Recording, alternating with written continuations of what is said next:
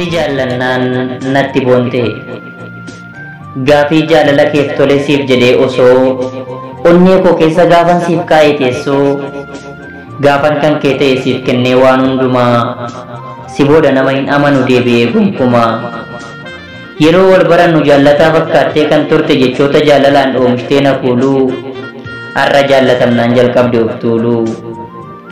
jaalala keef jedhee waa meeqa siin ta'anaaf dhihoo dhaqileen sin ala jireenyi dukkana na cabdi hamileen tokkicha keenaaf hingitu yoo dhufellee dhibbii maal yaade garaan kee jaalalli bushaa'ee maaf mi'aa'ee jibbii osoo dhuftee nan baasin onnee kiyyallee dharraa maal yaade garaan kee maa fagaate narraa gaarummaa kee malee hammina siif yaadee tasan beeku takka moosi jaallachuu kootu tarii ta'ee yakka ani boqonnaan qabu yaaddoo keen jeeqamee siifan dararama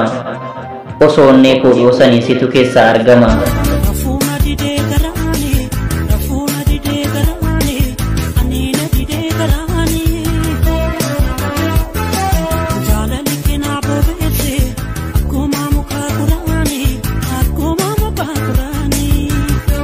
Dandeen dhaabadhu mogoleen na laafee xalafameen kufaa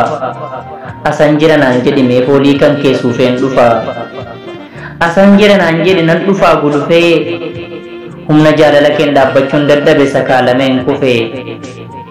siifan jira naan jedhi akkan tasgabbaa'u boqonnaa argaddee akka rafee ka'u seefii natti taate saabunaan dhiqamtee keessa kootiin baatu oson si jaalladhuu bara koo xumuree lubbuun koo aduutu ergan si katabee qalama jaalalaan irra deddeebi'ee du'een bada malee si naqu deebi'ee